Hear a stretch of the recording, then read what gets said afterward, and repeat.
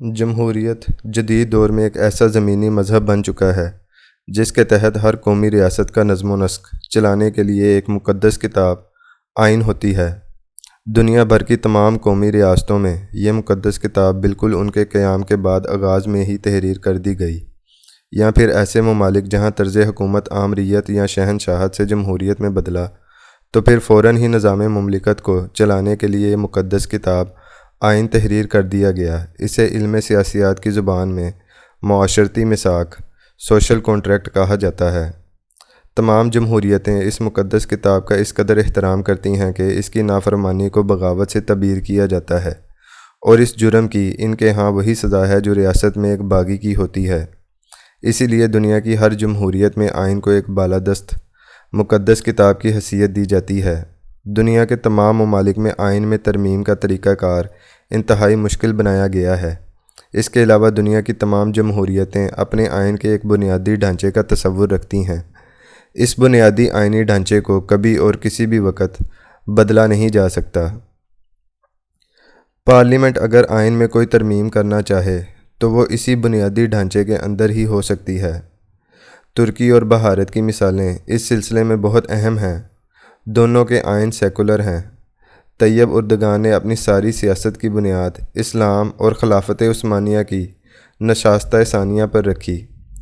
بھاری اکثریت سے الیکشن جیت کر برسر اقتدار آیا۔ آئین کی تقریباً تمام دفعات کو بدل کر رکھ دیا، لیکن اس کی پہلی 4 دفعات جو آئین کو سیکولر ڈھانچہ مہیا کرتی تھیں انہیں نہیں بدل سکا۔ اسی طرح بھارتیہ جنتا پارٹی کی تاریخ راشٹریہ سیوک سنگھ سے ہی نہیں بلکہ نظریاتی طور پر 1920 میں لکھی جانے والی گولوارکر کی کتاب ہندوتوا سے شروع ہوتی ہے۔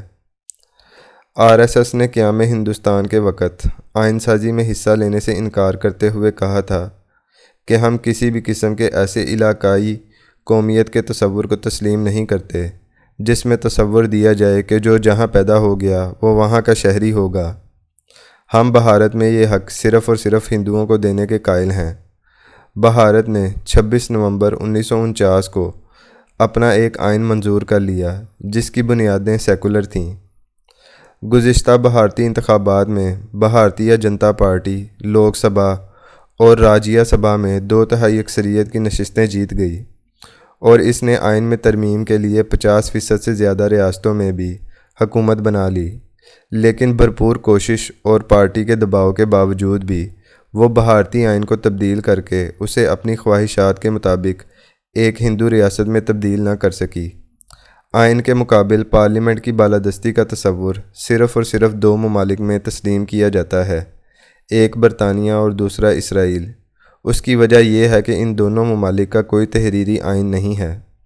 برطانیہ کا یہ دعویٰ ہے کہ ہم جمہوریت کی ایک قدیم تاریخ رکھتے ہیں، اس لیے ہماری روایات ہی ہمارا آئین ہیں، جبکہ اسرائیل چونکہ 14 مئی 1948 کو ایک کٹر یہودی نسل پرست مملکت کے طور پر معرض وجود میں آیا تھا، اس لیے اس کی پارلیمنٹ جسے وہ کینسٹ کہتے ہیں اس کے پہلے اجلاس میں ہی یہ اعلان کر دیا گیا تھا کہ ہمارے پاس تالمود اور تورات ہے، اس لیے ہمیں آئین نام کی کوئی کتاب تحریر کرنے کی ضرورت نہیں ہے۔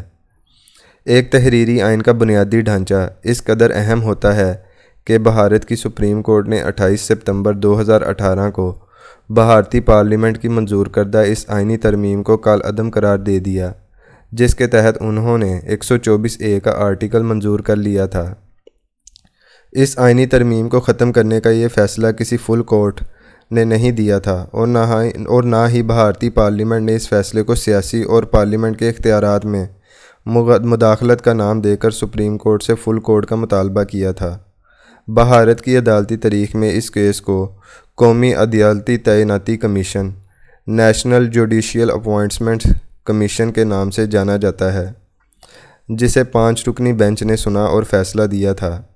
جسٹس جگدیش سنگھ کیہر کی سربراہی میں جسٹس جے چلی میور، جسٹس مدن لی لوکر، جسٹس کوریان جوزف اور جسٹس آدرش کمار گوئل نے اس فیصلے میں یہ اصول طے کر دیا کہ سپریم کورٹ کی آزادی و خود مختاری کا تصور آئین کے بنیادی ڈھانچے کا حصہ ہے، اس لیے پارلیمنٹ کو بھی یہ اختیار حاصل نہیں وہ اس پر کسی بھی قسم کی کوئی قدغن لگائے۔ امریکہ جو تحریری آئین کے بانیان میں سے سمجھا جاتا ہے، اس کے آئین کو تحریر کرنے والی شخصیات تھامس جیفرسن کی تھی۔ اس نے کہا تھا، absolute power to the parliament میں ریزلٹ ان الیکٹڈ ڈیپوزٹزم۔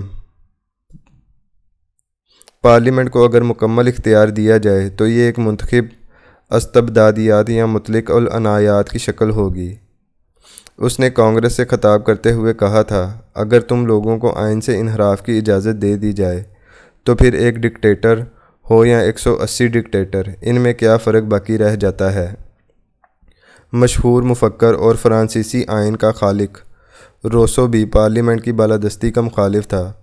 اسے جب کہا گیا کہ برطانیہ کی پارلیمنٹ تو خود مختار ہے، تو اس نے طنزیہ طور پر کہا تھا، people of Great Britain's are free only on the day of election and slaves for the rest of the period۔ برطانوی عوام صرف الیکشن والے دن آزاد ہوتے ہیں اور باقی تمام عرصہ کے لیے وہ غلام ہوتے ہیں۔ بھارت نے عدالتی خود مختاری کو شروع دن سے ہی ایک ایسی اساس کے طور پر سنبھالا ہے کہ جس کا احترام از حد ضروری ہے۔ پاکستان نے بھی اپنا آئین بھی نہیں بنایا تھا کہ بھارتی سپریم کورٹ نے کیشو آنند بھارتی کیس 1973 اور پھر منور مل کیس 1973 میں بھارتی آئین کے آرٹیکل 368 میں جو 2 شقیں 4 اور 5 شامل کی گئی تھیں، جس میں یہ کہا گیا تھا کہ سپریم کورٹ میں کسی بھی قسم کی آئینی ترمیم کو چیلنج نہیں کیا جا سکتا۔ سپریم کورٹ نے اس آئینی ترمیم کو ہی یکسر غیر آئینی قرار دے دیا اور اس کے بعد بھارت پارلیمنٹ پر عدالتی نگرانی قائم ہو گئی۔ دنیا بھر کے تمام آئینی ماہرین اور عدالتی نظام کی شد بدھ رکھنے والے اس بات کے قائل ہیں کہ اگر پارلیمنٹ کو مکمل طور پر بالادست قرار دے دیا جائے تو اس سے اکثریت کی آمریت کی راہ نکلتی ہے۔ یہی وجہ ہے کہ امریکی سپریم کورٹ کے چیف جسٹس مارشل نے 1803 میں اپنا وہ مشہور فیصلہ دیا تھا جسے ماربری ورسز میڈیسن کہا جاتا ہے۔ اس فیصلے میں چیف جسٹس نے لکھا تھا کہ ہم اپنے منتخب نمائندوں پر عدالتی نظر جوڈیشیل اوورسائٹ رکھیں گے، کیونکہ یہ جس طرح کی بیک گراؤنڈ سے آتے ہیں وہ اس قابل نہیں ہے کہ یہ ہمارے ملک کے اہم ترین فیصلے آزادانہ طور پر کر سکیں۔ پاکستان میں جو لوگ اس بات پر بگلیں بجا رہے ہیں کہ ہم سپریم کورٹ کو رائیونڈ اور براول ہاؤس کا غلام کر لیں گے، انہیں صرف عالمی تاریخ کا مطالعہ کر لینا چاہیے۔